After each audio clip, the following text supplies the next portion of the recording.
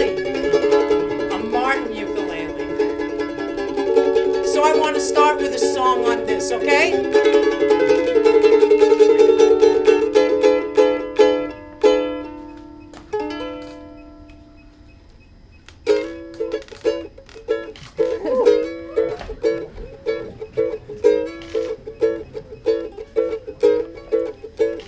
Times are bad, times are rough. Seems like more than many don't have enough.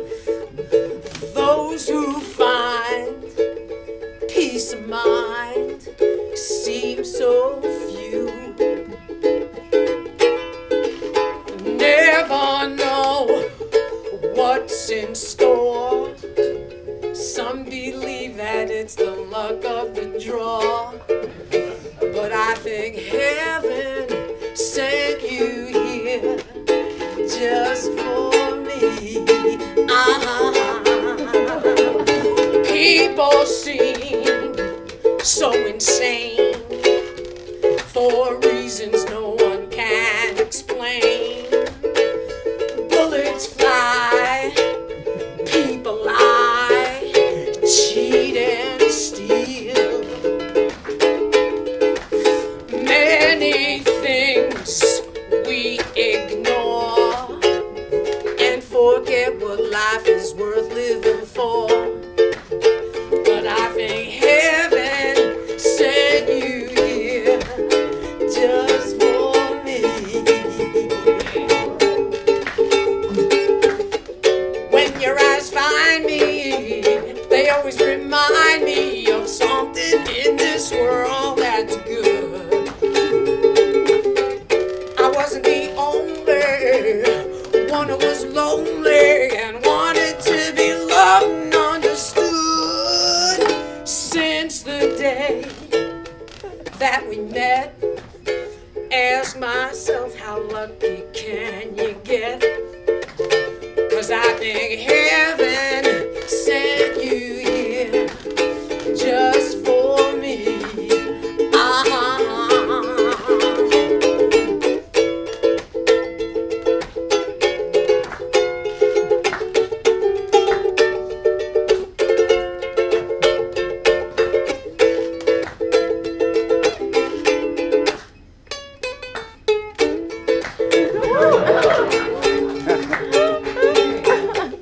When your eyes find me, they always remind me of something in this world that's good.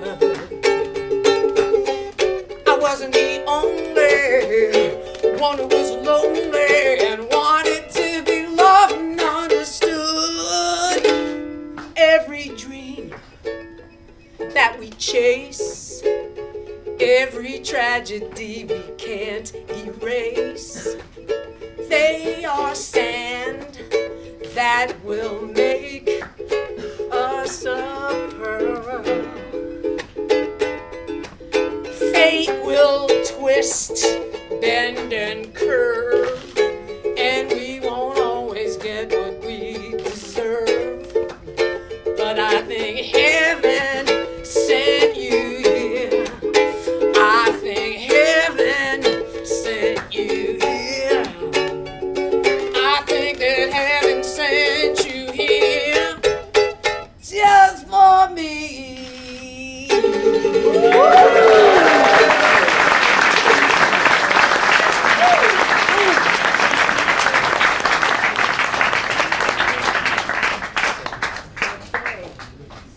Well, I'm so happy to. I'm so happy to have technology. No, I'm so happy to be here with you. I am so happy to be here with you. I've had a love of this company, City Music, for over 25 years. And I've been wanting to get back here, and it took me that long. So that's because I walked from New York. No. Listen, I have a fantastic story to tell you, really. It's like a fairy tale. It starts with a dream, as all good stories do. I just want you to know This company is responsible for the Western guitar. The history of the Martin guitar is the history of the Western guitar. It starts with a guy whose name is C.F. Martin. He lives in a small town in Germany. He's surrounded by musical instrument builders in this small town, but they're building violins and cellos. His father was a furniture maker, so he was very good working with wood. But he didn't want to make furniture. He had a dream to make a guitar. That seems very normal. It wasn't. In the early 1800s, nobody was playing the guitar. People were playing the violin, the cello, and the harpsichord. So he was weird. He asked everyone in the town if they would teach him how to make a guitar. And they said, "Get a life, I'll teach you how to make a violin." He wasn't happy with that. He went to the only place in Europe where anybody would teach him how to make a guitar, and that place was Vienna, Austria. In Vienna, Austria, he studied with a very famous guitar man, a builder whose name was Johann Stauffer. And Stauffer was famous for making guitars that looked really weird. First, the headstock looked like this. Really strange, right? By the way, another weirdo 150 years later took that design for a guitar he was making. His name was Leo Fender. The neck of this crazy guitar in Vienna was like a cricket bat, very fat and wide, never more than 12 frets, very little body, and here's the part that really kills me. The strings came from the stomachs of pussycats and sheep. Gut strings. Not vegan. Okay? So he learns how to make these guitars in Vienna. He's very, very good. He works there about 6 years, then he goes back to his hometown, very proud, hangs up his sign, C.F. Martin guitar maker, and the violin and cello makers took him to court. They said, "You didn't learn in Germany." True. I learned in Vienna. The judge looked at his papers. He says it's okay, but it was a bad feeling. He won the case, but he didn't like feeling persecuted. So he decided to follow his dream of guitar building in America. So he packed up his family and his tools, and he emigrated to my hometown, New York City, November 1833. That's why we stamp that date on the headstock. Very proud. We are one of the longest continually run family businesses in America. Very cool. So, okay, but he's just one guy with his family. He's making guitars. Very expensive. You think they're expensive now? Mamma mia, you should have seen them then, because they used real ivory, real tortoiseshell. You know, animals were dying left and right for these guitars, you know? Business was fantastic. Americans loved the quality of his instruments, and they loved the sound. Remember, people were playing Bach, so root position, perfect. Very sweet, delicate, wasn't very loud because of the gut strings, but wonderful. He hated New York City. The town he grew up in, I think there was a few thousand people. New York City in 1833, population 6 mil.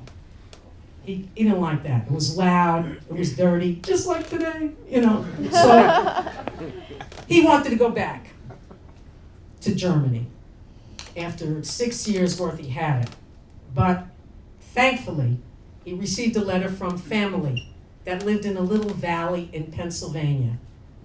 They wrote to him, "Don't go back to Germany, come here. It looks like Germany, it's very nice, it's green." So then, you know, with a wagon, of course, horse, you know, 1839, that's how you got from one place to another. Today, if you go to visit New York City, 2-hour bus ride to the factory. Then it probably took him 10 hours by horse, I don't know, but every day we have a tour at 1 o'clock. So if you go to New York City, go to the factory, it's great. So anyway, he goes there, he's one guy with his family, starts making guitars in his kitchen. And if you walk out of the kitchen of the original house, there's the first factory. About the size of this room, really teeny little building. And this is really fascinating for those of you who have an interest in history in general. 1839 is the beginning of what we call the Industrial Revolution. And what this means is that people began to think about manufacturing things differently. Instead of me doing everything, I'll do the headstock, I'll have Mike do the body, I'll have Ben do the sound, I'll get everybody working. And this way I can manufacture something in an assembly line. This was a new idea.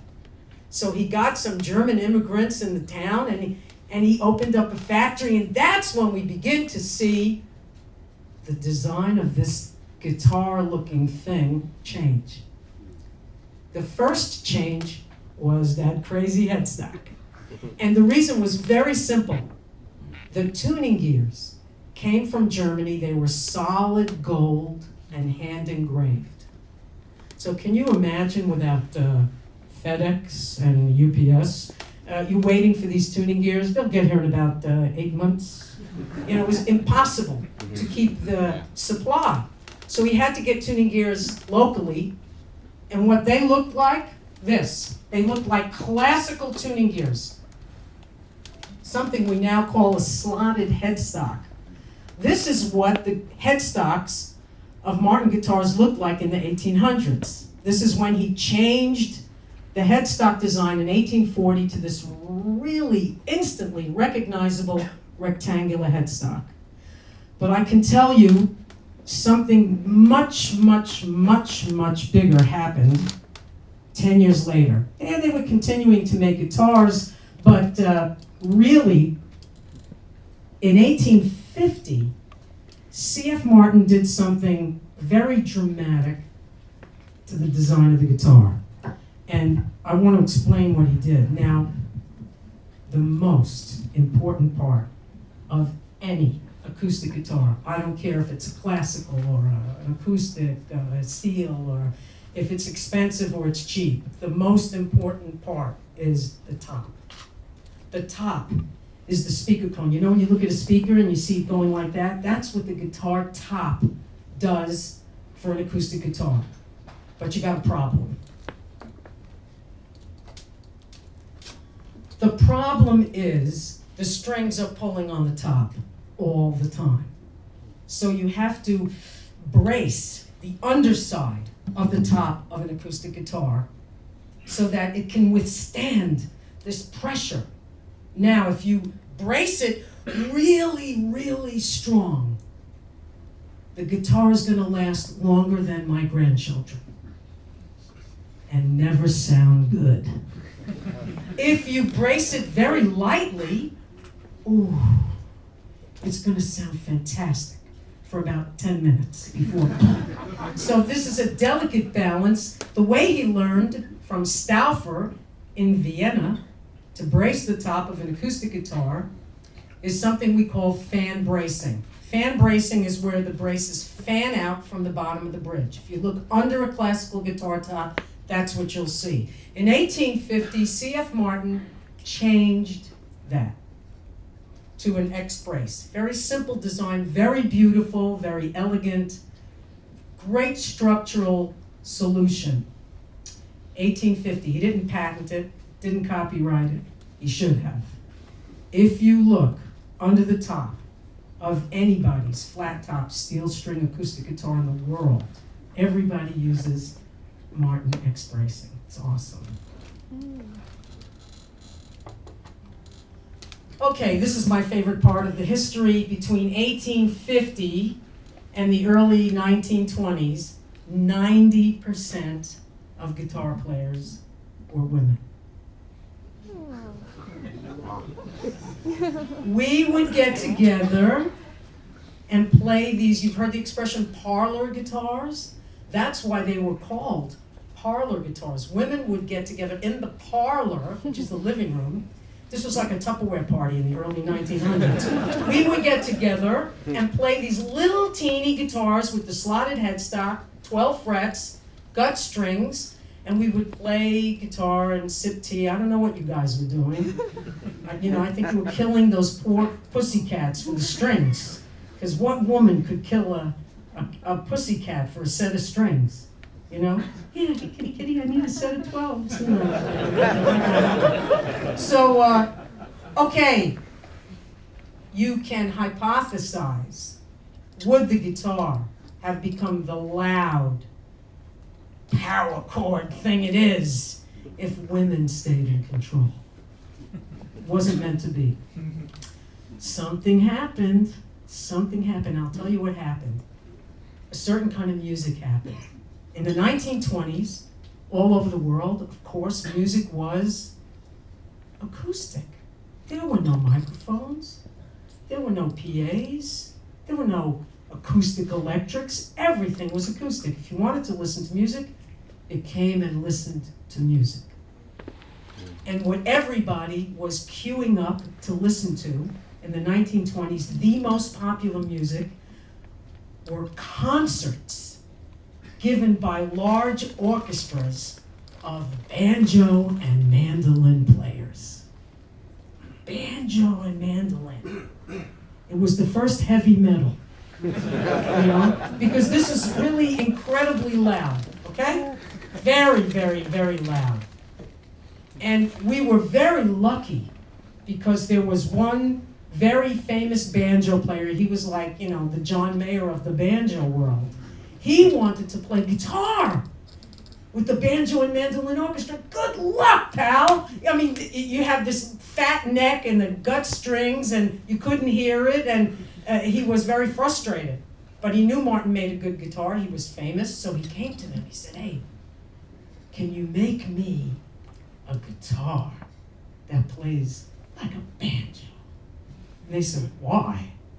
He says, because I want to play with the banjo and mandolin orchestra. So they recognized that if they made this famous guy a guitar and he liked it, they could sell more. The first endorsee. So they got to work. They took the shape of the guitar and they made it much bigger so it would be louder. Then they put banjo strings on it. So they flattened out the headstock and they put friction tuners on it like a banjo. Then they put a radius on the neck like a banjo. And then, because he wanted more frets, they attached the neck to the body at the 14th fret. Amazing, right? And they called that guitar that they made for the banjo guy the orchestra model.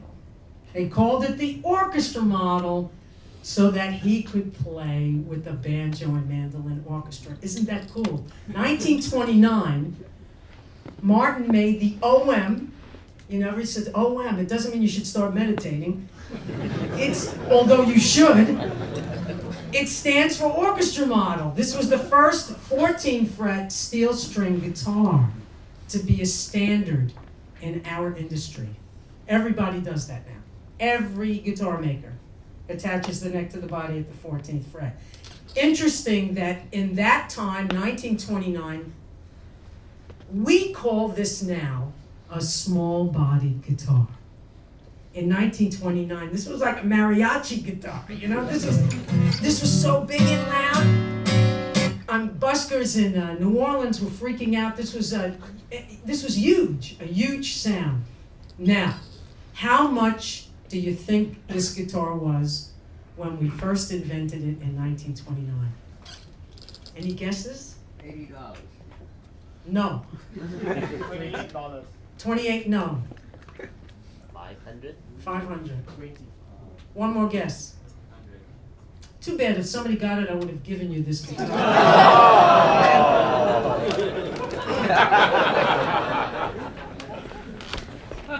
You know, I only say that when nobody guesses. $50. $50 in 1929 was a lot of money. Like the equivalent of $3,000 or $4,000 today. $50 was a stack of dough, okay? Now, there are several orchestra models from the 1930s that have sold in the past 5 years on eBay for over $1 million each. So this is something to truly consider about your Martin guitar. You will never go wrong. You'll have a lifetime of enjoying it. But our guitars, historically, hold their value better than any other acoustic guitar in the world. And the reason is because we're going to stay around and we make a great guitar. There's some back there. I've played some from 1833. They're perfectly playable. You wouldn't want to do Stairway to Heaven on it, but, you know. Okay, for those of you who are interested in history, 1929, when we invented the orchestra model and we went to the NAMM show in Chicago with that guitar, which is the big trade show, $50, we did very well. Something happened later that year that had a little impact on business, and that was the great stock market crash of 1929 in New York City, which threw the world into a catastrophic depression. Catastrophic. Nobody had $50 to buy a guitar. We struggled to stay in business. We did two things to get us through. First, we made an all simple mahogany guitar. We have some of them here tonight. We cut the price in half, $25. The other thing we did, we made ukuleles. If you look at a ukulele history book, they will all say that the Martin ukuleles of the 1930s are the holy grail of ukuleles. If you can find some of the old Martin ukuleles, I know collectors that can, if it's a nice one, they'll go for $80,000 or $90,000. Yeah, wow. Pretty cool, huh? But here's the thing, and this is true today, of course.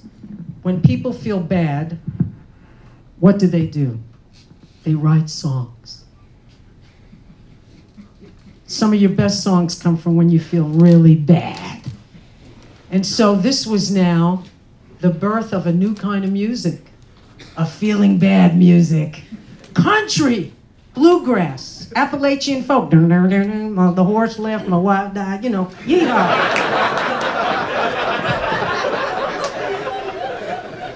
And these guys were playing in massive halls, twice the size of this, no microphones, no pickups. They had the orchestra model, very nice, but they wanted something louder. They needed something bigger. They needed something bassier. So the country musicians came to Martin and said, look, you know, we love the steel strings, we love the 14 frets, can you turbocharge it? It's not loud enough. So now Martin had another really sweet opportunity. So they decided to make a big, loud, bassy guitar for the country musicians. It was the biggest body they ever made. Man, this was gigantic. And because it was so big, they wanted to give it a special nickname. Since it was the biggest guitar they ever built, they named it after the biggest class of British battleships used in World War I, the Dreadnought. That's how this guitar got its birth, got its name, and wouldn't you like to have $1 for every copy of this guitar you've seen in your lifetime? Because everybody copies this shape. But you know what's really wonderful? This guitar is not a copy of anything. This is an original design from the original manufacturer, still handmade today. I think that's a real wow. What happened next in their history is something that affected many of us as players and songwriters. Our heroes began to embrace the Martin guitar. Before my time, it was a lot of famous country musicians, Hank Williams and Woody Guthrie, Johnny Cash, the Letterman, Kingston Trio, and then the 60s hit. Crosby, Stills and Nash, Neil Young, Joni Mitchell, Joan Baez, America, the Byrds. They were all playing Martin guitars. In 1964, to keep up with the demand, Martin opened up a bigger factory, and that's where they still are today. That is an impressive history, really. We invented 3 things that everybody copies. X-bracing, the 14-fret neck, and that really iconic dreadnought shape. Wonderful history. So you go into City Music, and you pick up a Martin guitar, you don't care about the history. You don't care. You have one burning question on your mind. Why are they so expensive? I understand that. I do. But when you know what goes into these things, and I hope that you'll all be Martin product ninjas after tonight, you'll understand why they cost what they do. First and foremost, I'll tell you what the number 1 priority at Martin Guitar is: tone. The guys in the shop and the women that make the guitars, you know what they say? We take a tone and build a box around it. That is the number 1 concern, tone. The second concern, all of these guitars in this room will outlive us if they're taken care of. That is a very humbling fact. They are so well made that they last beyond your lifetime.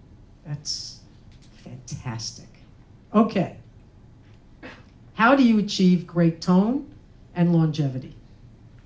It's not rocket science. You need 2 things: great people making the guitars, and you got to use the best materials you can. The people making Martin guitars today make them with the same exact mentality as they did in 1833. One person does one job all day long. Just think about that. The woman who puts the tuning gears on, she's the best tuning gear putter on in the universe, you know? They do, like, people, it's a small town, and generations of families have been working there. They love what they do. They take tremendous pride. They have pictures of Eric Clapton and John Mayer and Johnny Cash in their little stations, you know. I put the tuning gears on that. You did. That's fabulous. There's about 350 separate jobs to make a standard Martin guitar. So that's 350 experts built your guitar. That's very, very special. The materials, this is kind of weird, but we're using the same woods today, really, that we used 181 years ago with a slight variation. Let me grab that. This is the typical sound of a Martin guitar, rosewood. Rosewood is very warm. The top gives you the volume and the projection, and the backs and sides color that sound. So rosewood is very, very noticeable because it's very warm, has a lot of warm overtones. Think about Neil Young's Dreadnought. That's a very typical rosewood sound. All of our rosewood is from India now. Before 1969, all the rosewood we used was from Brazil. Yes. In 1969, it became an endangered species. We stopped using it. Now, if we can find legally documented Brazilian rosewood, it's only an extra $60,000 to build the guitar. It's crazy. It's crazy. We love spruce for the top. Now, spruce is, why? Why is spruce so good for the top of a Martin guitar? I'll tell you why. Because the grain is very straight. That's what you want in the top of a guitar. You want something that will be stiff but move. And that's why we love spruce. Most of the spruce that we use is called Sitka spruce. It's from the Canada, Alaska, the Pacific Northwest. On some of our high-end guitars, we use something called Adirondack spruce. Adirondack is very special. It takes longer to grow. The grain is a little wider. It has a very special sound. We love spruce. We use ebony for the bridge and fingerboard. The ebony's from Africa. Why ebony? Sustain. The chord goes on and on and on, you know. Still going, still going, still going, still going. There's a dog out on Orchard Street going, still going.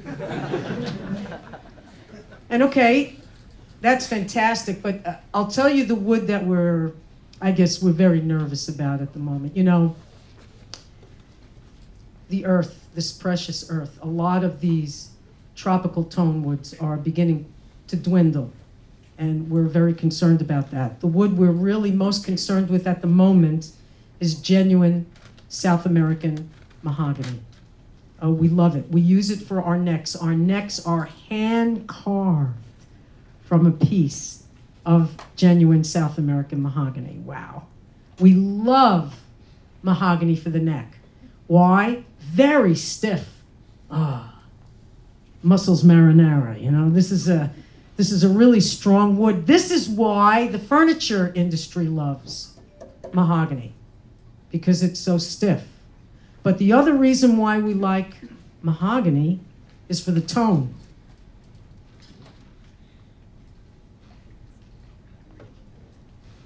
This is a really special little guitar. It's a triple O size, and it's 12 frets. So it's got a little bit more body, even though it's only got 12 frets. The back and sides of this guitar is genuine South American mahogany.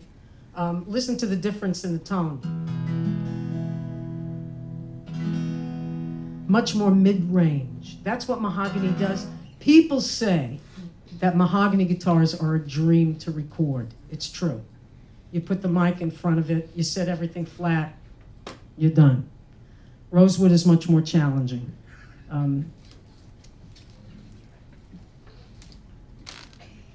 Does anybody have a piece of paper I can borrow? Any kind of paper at all? I want to explain something to you that most people don't recognize. Oh, great. Oh, Jack, you're such a star. Martin Guitar is very dedicated to wood procurement and responsible wood procurement. And to make a Martin guitar, we need trees, baby. And the thing about the trees that we need them actually kind of big pieces. So we need old growth trees. So the logs arrive at Martin Guitar. They're massive, massive logs. And I want to explain the way we cut the wood that we use, because it's such a critical part of a Martin guitar. So before we can even start making a guitar, we got to cut the wood. Hello. What happened? Battery? This is another reason why a Martin guitar is so great. It always works. Hello. Yeah. Okay. So, we got the log, right? It's a massive log. So the way we cut the wood is amazing. If it was me, I'd go zzz, zzz, zzz, zzz, and then we could just throw that wood in the fire, because it would be absolutely worthless for an instrument. So we take the log and we go, and we cut the log perfectly in half, right down the middle of the log. Wow. Then we take the half of a log and we cut that half in half. Okay? Now we've got a quarter of a log. Can you all picture that? Great. Then we take slices from the middle. And then we take each slice and we split it down the middle. Really thin slice, and we split it, just like a book. And that gives us what we call in the industry a book match. Can you see? This is one slice of a quarter of an Indian rosewood log that has been split and matched. We match the sides like that, book match. And most people don't recognize that the top of a Martin guitar is also quarter sawn and book matched.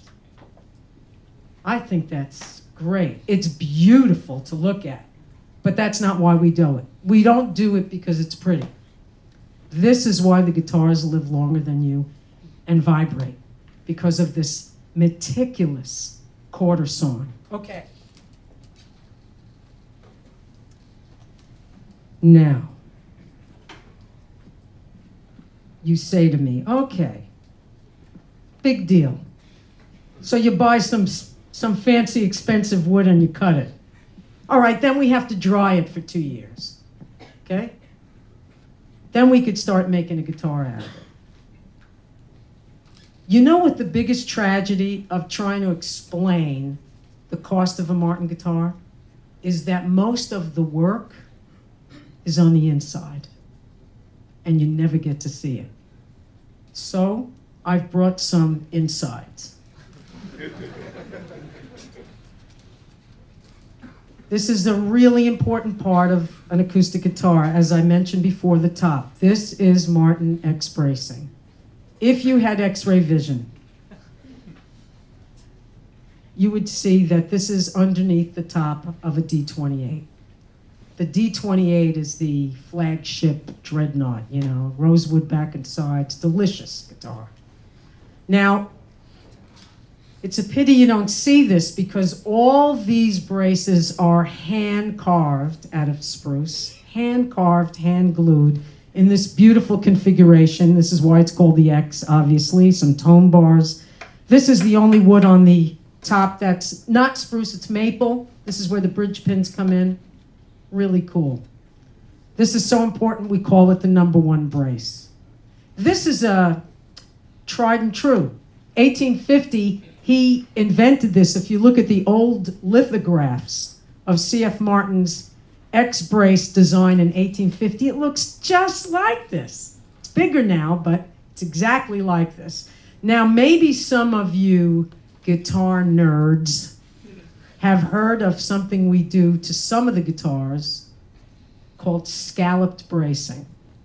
Scalloped bracing is very special.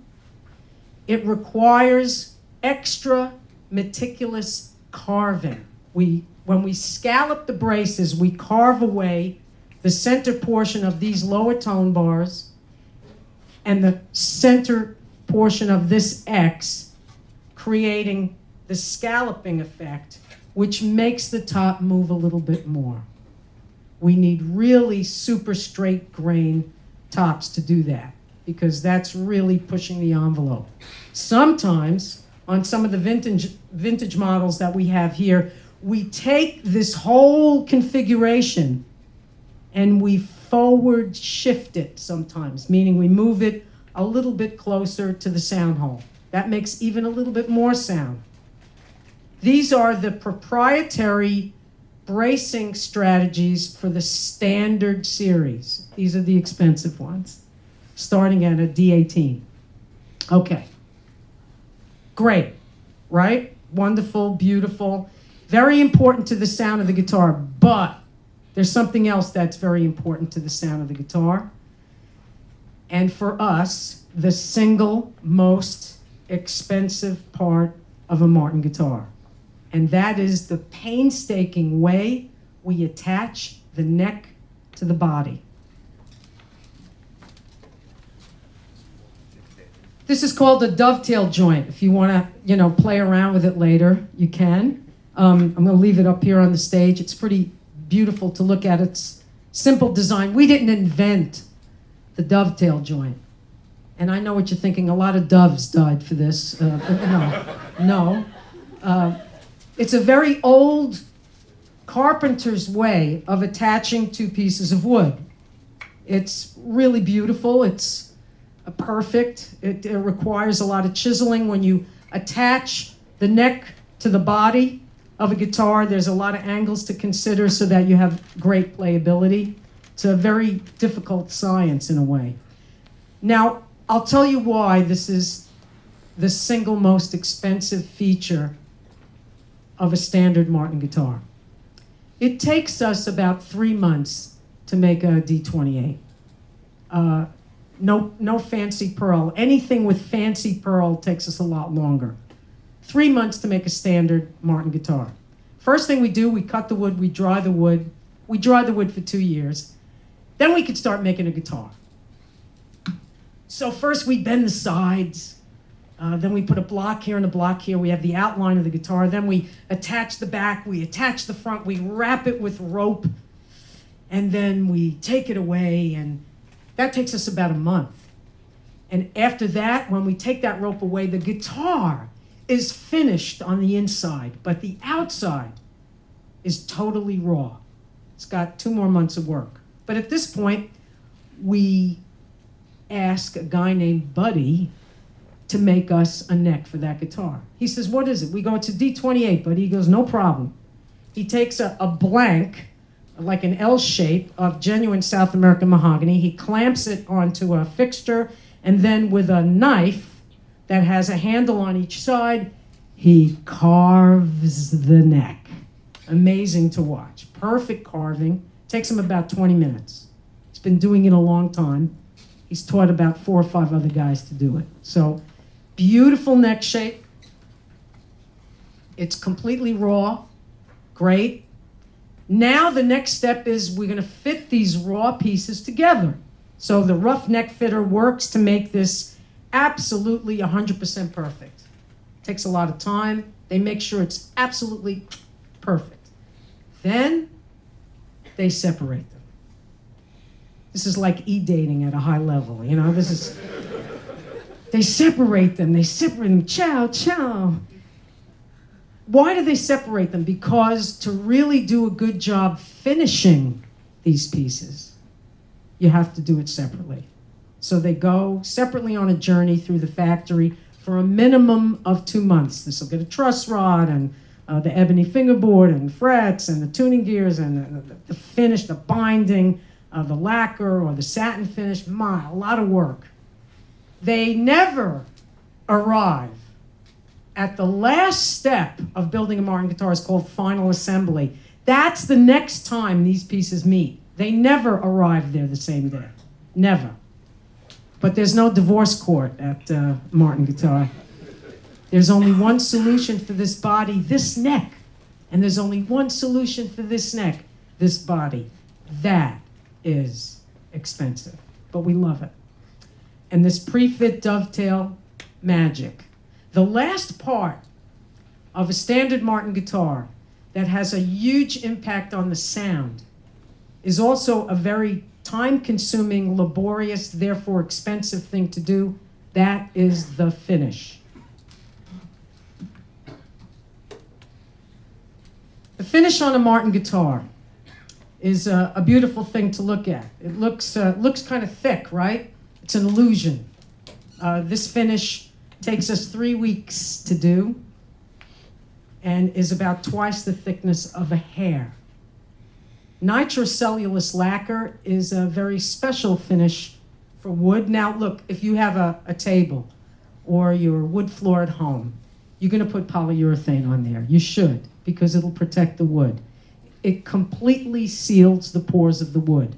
If you put polyurethane on a guitar, you should put a beer on it next, because it's not going to be an instrument anymore, because it's going to be frozen. Frozen. The wood's not going to move. If the wood doesn't move, it's not going to sound good. So since 1833, Martin has used nitrocellulose lacquer. Why? Because it is the only finish they know of that's porous. It allows the wood to breathe and vibrate. Now, if you've never seen nitrocellulose lacquer, it's like maple syrup. It's very thick, very sticky, gooey, and it's toxic. We love it. We have an enclosed spray room. The body comes in on a hook, and a Spielberg robot makes a perfect spray, goes out of the enclosed room into another room with high-intensity lights. When it's completely dry, a craftsperson lovingly takes the body, hand sands it, comes back, spray, dry, sand, comes back, spray, dry, sand. We do that 7 or 8 times. And that's why my number one favorite thing about a Martin guitar is the day you buy it is the worst it's ever gonna sound. And that's because of the finish. The more you play it, the more it moves, the better it gets. Every day that you play, it will improve. So a Martin guitar, if you buy it, goes up in value and improves in tone. Just like a computer. Come on. We don't think twice about buying a computer. They certainly don't improve. I've met a lot of people who agonize about buying a Martin guitar. Then they finally get it and they have never been happier. And you know what happens? I see those people again and they say, I can't even remember what I paid for it, but I've never been happier. Look, I'm not saying that everybody here has to buy a Martin guitar, but if you fall in love with a Martin guitar, I can give you 100 reasons why you should buy it. You know, I get emails from people all over the world. Thank you for encouraging me to buy a Martin guitar. I've yet to get one that said, you dog. You know.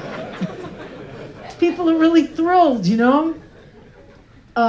Martin has also done some new things in the past 20 years. I was speaking to Willie, who started City Music, and he's the man I met at my first Frankfurt trade show. And he told me he told me this tonight, his first order from Martin Guitars for Singapore was 4 models. 4 guitars. And he was really nervous. And it was like a D18, a D28, you know, just a couple. Because we only made, during those periods, you know, up until 20 years ago, we only made about 12 or 13 models. We didn't make anything with laminate wood. We didn't do anything like what you have, Jack. We didn't have like high pressure laminate. We didn't go there. That's all new.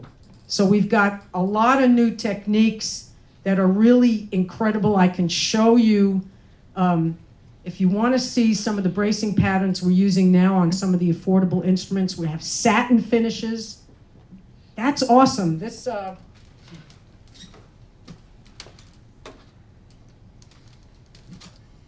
guitar features a satin finish.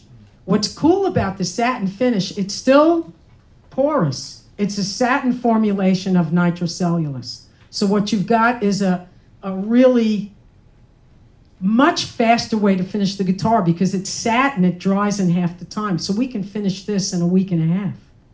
That is a big saving in labor, and that translates to a great savings for you. This guitar, you know, when I look at the price of this guitar, for example, which I think sounds fantastic, this is not a price tag I see. It's a gift tag. It's a really, listen, if it has that name on it, you can relax. Relax and enjoy.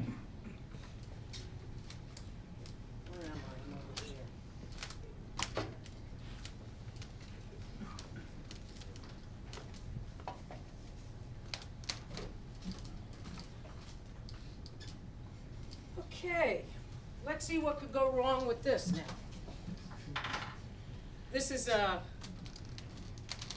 last thing come on, Mike. Come on. Mamma mia. You can shut that one off. Okay.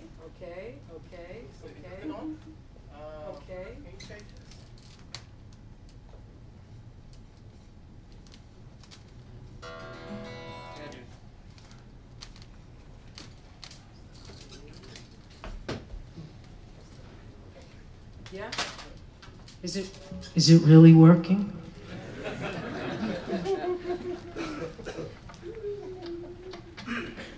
You know I like to tease you.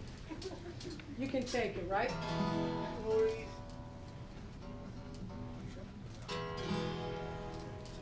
Okay, the guitar. It's on.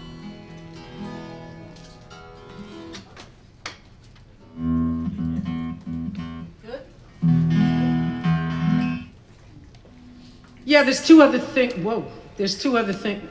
I'm going back to here, okay? So it doesn't sound like this, okay? Mike, turn this back on, yeah? Okay.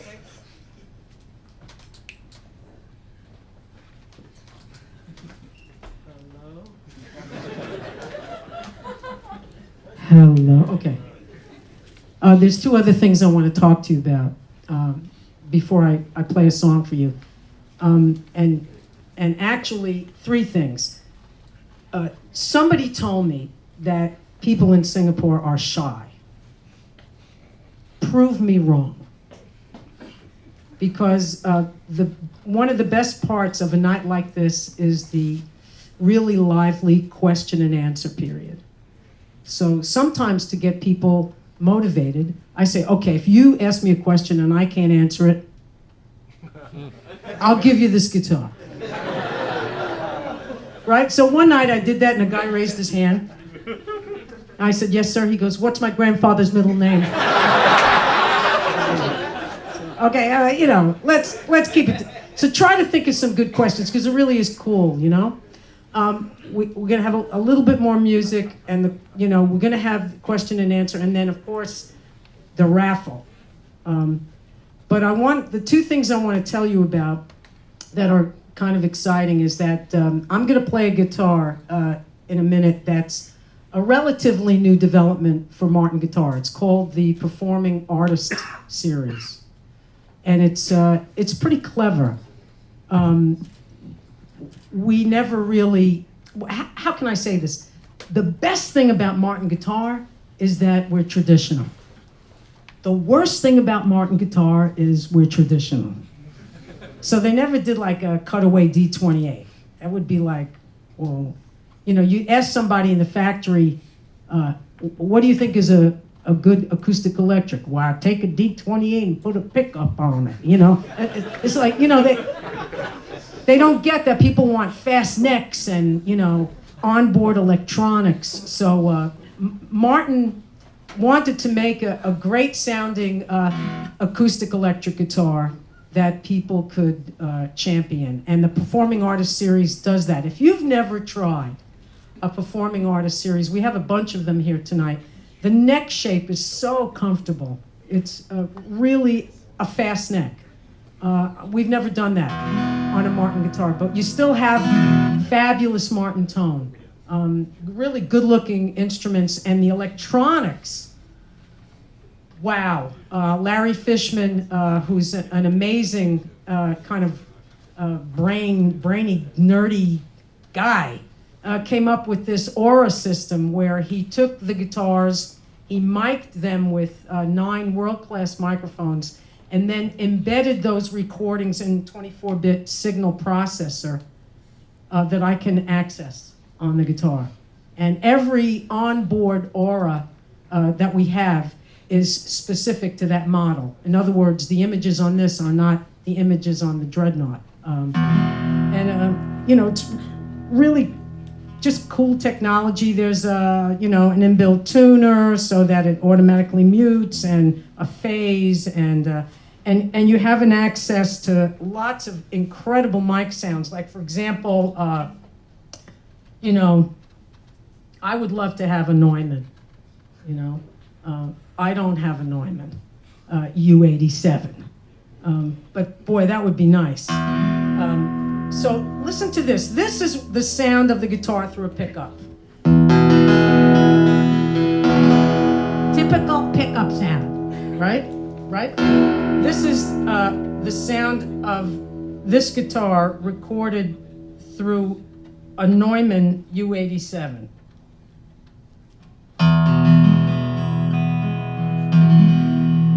Isn't that great? And there are 9 different mic sounds. Okay, now. Okay, wait. I'm just seeing if you're paying attention. The other thing I want to tell you about before I sing you a song is our strings. Martin makes fantastic strings for their guitars. I liken this, I make the analogy of when you get a new car, which costs you guys a fortune. I always think, man, how much was that certificate of ownership? 10 Martin guitars? Yeah, when you get a new car, the manual always says, oh man, use these tires. These tires will maximize the performance of your car.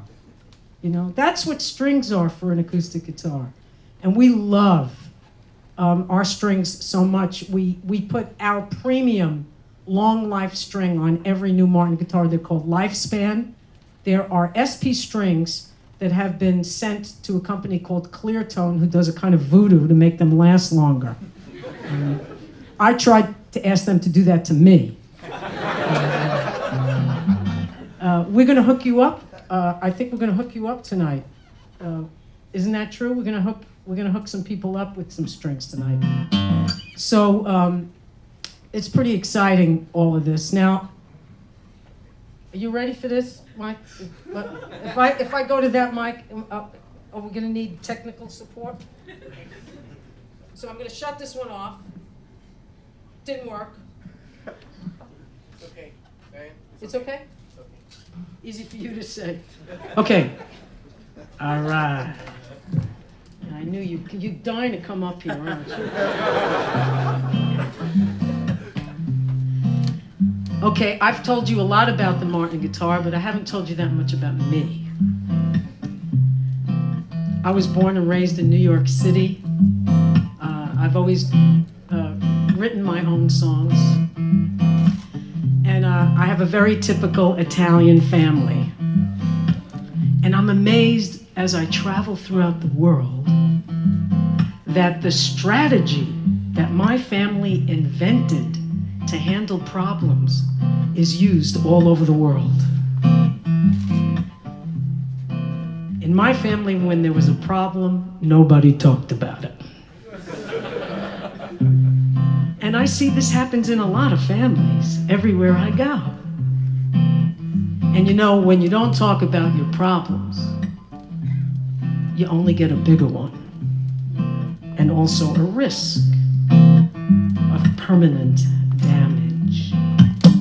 Sure, I have a set of eyes, and sometimes I can really see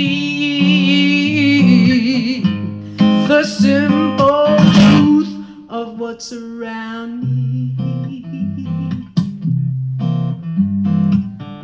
Other times I choose to deny reality.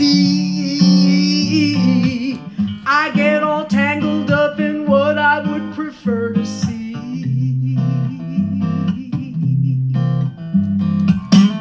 These times are happening way too often for my taste. And I'm afraid if we don't start now, that a lot of love could go to waste. Well, there's a fire in our house, there's a flood in the yard, a tornado on our tail, broken glass in the road. Baby, don't you smell the smoke? Can't you feel the wind? Let's put on the brakes before permanent damage is done.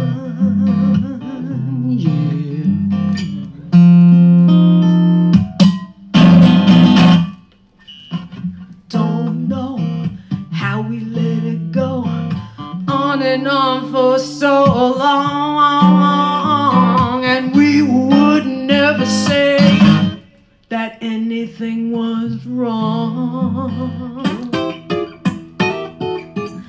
I'd hate if it was too late for us to change, but more than furniture is needing to be rearranged.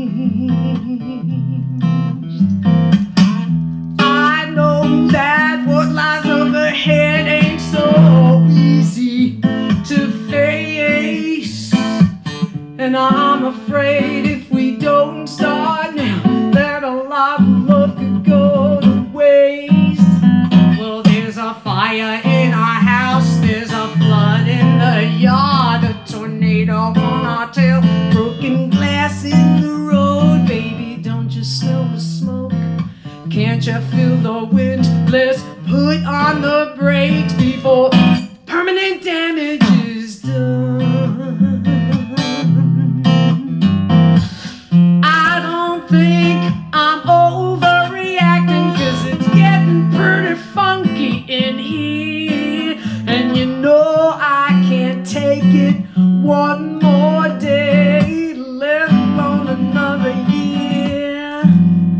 There's a fire in our house, there's a flood in the yard, tornado on our tail and broken glass in the road. There's a shark in the tub, a snake in the bed, the floor just collapsed and I think the dog is dead. There's a fire in our house, there's a flood in the yard, tornado on our tail, broken glass in the road.